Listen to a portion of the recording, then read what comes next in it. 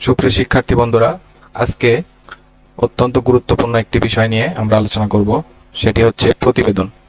তো প্রতিবেদন কিভাবে লিখতে হয় এই বিষয়টি নিয়ে আজকে আলোচনা করব। তো তোমরা প্রায় সময় একটি সমস্যায় পড়ে যাও যে কিভাবে প্রতিবেদন লিখতে হয়। তো আজকে আমি একটি প্রতিবেদন লেখা দেখাবো যে কিভাবে আসলে প্রতিবেদনের ফরম্যাটটা তৈরি করতে হয় বা প্রতিবেদন লিখতে হয়। তো তোমরা যদি এই একটি প্রতিবেদনের ফরম্যাট ভালো করে লক্ষ্য করো, নিজের আয়ত্তে নিয়ে আসতে পারো, তাহলে কিন্তু আর কোনো প্রতিবেদন দেখতে হবে না। এই একটি যদি তোমরা পরীক্ষার খাতায় ভালোভাবে লিখতে পারো, তাহলে ইনশাল্লাহ আশা করা যায় তোমরা 10-এ 10 পেয়ে যাবে। তো আজকে আমি এই একটি মাত্র প্রতিবেদন দেখাবো। এই একটি প্রতিবেদনে ইনশাল্লাহ তোমরা যে কোনো ধরনের প্রতিবেদন লিখতে পারবে। তো চলো শুরু করা যাক। তো প্রতিবেদন লেখার ক্ষেত্রে কিছু নিয়ম কানুন আমাদের মাথায় রাখতে হবে। সেটা হলো, প্রথমেই তারিখ দিয়ে শুরু করতে হবে। তুমি যে তারিখে পরীক্ষা দিচ্ছ, পরীক্ষার হলে বসে সেই তারিখটা এখানে প্রথমেই লিখতে হবে। যেমন আমি এখানে লিখলাম 16 এপ্রিল 2024। এটা কিন্তু মাথায় রাখতে হবে। তো প্রশ্নে অবশ্যই উল্লেখ থাকবে যে কার কাছে প্রতিবেদন লিখতে হবে। তো প্রাতিষ্ঠানিক প্রতিবেদনের ক্ষেত্রে প্রায় সময় দেখা যায় প্রধান শিক্ষক উল্লেখ করা থাকে। প্রশ্নে যার নাম উল্লেখ করা থাকবে এখানে সেই নামটি বসাতে হবে। প্রশ্নে অবশ্যই ভালোভাবে পড়ে নিবে যে আসলে কার নাম বলা আছে। তো প্রধান শিক্ষক বা স্থানীয় চেয়ারম্যান যেটাই থাক, তার নাম এখানে বসাতে হবে। তো এখানে প্রধান শিক্ষকের নাম আমি বসিয়ে দিয়েছি। কোন বিদ্যালয়ের প্রধান শিক্ষক সেই বিদ্যালয়ের নামটি কিন্তু তারপরে লিখতে হবে। যেমন এখানে প্রধান শিক্ষক গাছুয়া উচ্চ মাধ্যমিক বিদ্যালয়, মুলাদি, বরিশাল। তো এই জায়গার নামও কিন্তু উল্লেখ করে দিতে হবে। তারপরে আসবে বিষয়। এখানে বিষয় আসলে কোন বিষয়ে প্রতিবেদন তৈরি করতে হবে সেটা কিন্তু প্রশ্নেই উল্লেখ করা থাকবে। যেমন এখানে এই প্রশ্নে বলা হচ্ছে, তোমার স্কুলে বার্ষিক সাহিত্য ও সাংস্কৃতিক সপ্তাহ উদযাপন সম্পর্কিত একটি প্রতিবেদন তৈরি করো। তো এখানে কিন্তু বোঝা যাচ্ছে সাহিত্য ও সাংস্কৃতিক সপ্তাহ নিয়ে যে প্রতিবেদনটা, এটা কিন্তু তোমাকে লিখতে হবে। তো আমি এখানে বিষয়টা ওটাই তুলে দিলাম, যেটা প্রশ্নে বলা আছে সেটা কিন্তু এখানে তুলে দিতে হবে। তোমরাও এই কাজটি করবে। প্রশ্নে দেখে এখানে বিষয়টা সিলেক্ট করবে। তো এখানে লিখতে হবে সূত্র। এখানে প্রিন্টিং মিস্টেক, এখানে হবে হলো সূত্র। তো এখানে সূত্র যদি তোমরা লিখো, তো সূত্রটা তোমরা কিভাবে লিখবে? সূত্র লেখার জন্য একটি ট্রিক্স হলো, এখানে তোমরা যে বিদ্যালয়ের নামটা দিয়েছো এই বিদ্যালয়ের প্রথম অক্ষরগুলো, যেমন গাছুয়ার গয়াকারে গা, তারপরে এটা দিতে হবে প্রথম অক্ষরগুলো। যদি তুমি দাও এখানে ময়গার বয়সের বি, তো এগুলো প্রথম অক্ষর নিয়ে এখানে দিতে হবে।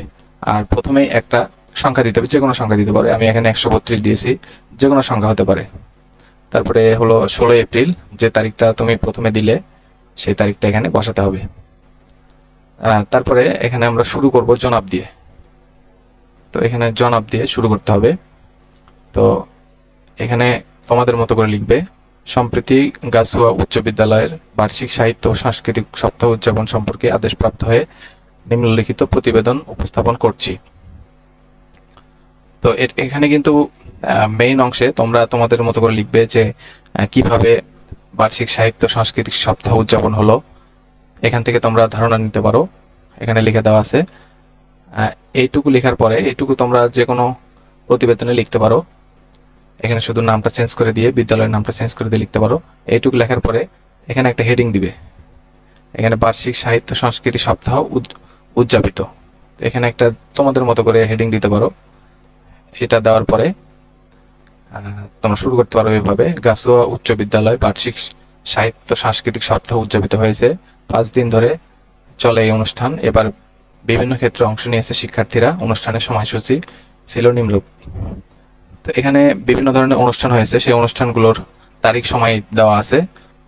তো কখন কোন অনুষ্ঠান হয়েছে এটা কিন্তু এখানে উল্লেখ করা হয়েছে। তো প্রতিবেদনের ব্যাপারটা হলো যে কি কি হয়েছে সেগুলোর বিশদভাবে আলোচনা।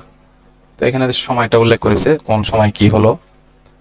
7 দিনব্যাপী বর্ণাঢ্য আয়োজনে শিক্ষার্থীরা স্ব স্ব ক্ষেত্রে নিজেদের পারদর্শিতা প্রদর্শন করে। শিক্ষার্থীদের প্রতিভা দেখে বিদ্যালয়ের প্রধান শিক্ষক অত্যন্ত উচ্ছ্বসিত হন। তো এখানে বিস্তারিত আলোচনা করা হয়েছে, প্রধান অতিথি কে ছিল, কে কে পুরস্কার পেলো। তো এগুলো আসলে তোমাদের মতো করে লিখবে, তোমাদের নিজস্ব ক্রিয়েটিভিটিতে লিখবে। এখান থেকে আইডিয়া নিতে পারো, তোমরা একটু পরে দেখতে পারো। তো তারপরে কিন্তু প্রতিবেদকের নাম লিখতে হবে। প্রতিবেদক শিমুল অধিকারী, নবম শ্রেণী, মানবিক। তো এখানে দিতে পারো তোমাদের নাম, যে যে নাম আছে সেই নামটা দিতে পারো। তারপরে কিন্তু এখানে একটা ডাক টিকিট দিতে হবে। এখানে ডাক টিকিটে যদি প্রশ্নে উল্লেখ করা থাকে কোনো নাম, সেই নাম দিতে পারো। আর যদি উল্লেখ না থাকে তাহলে যে কোনো একটা নাম দিতে পারো। আর প্রাপকের ঠিকানা হবে তোমরা প্রথমে যে ঠিকানাটা দিয়েছো বরাবরের পরে এখানে যে ঠিকানাটা দিয়েছো সেই ঠিকানাটা এই ডাক টিকিটে কিন্তু বসাতে হবে। তো এই জিনিসটা যদি তোমরা মনে রাখতে পারো তাহলে কিন্তু যে কোনো প্রতিবেদন তৈরি করতে পারবে। অর্থাৎ এই ফরম্যাটটা জাস্ট তোমাদের মনে রাখতে হবে, তাহলে কিন্তু যে কোনো পরীক্ষায় যে কোনো প্রতিবেদন লেখার ক্ষেত্রে তোমাদের উপকার হবে। তো আশা করা যাচ্ছে এই ফরম্যাটে যদি তোমরা লেখো তাহলে 10-এ 10 অবশ্যই পাবে। তো তোমাদের অসংখ্য ধন্যবাদ ভিডিওটি দেখার জন্য।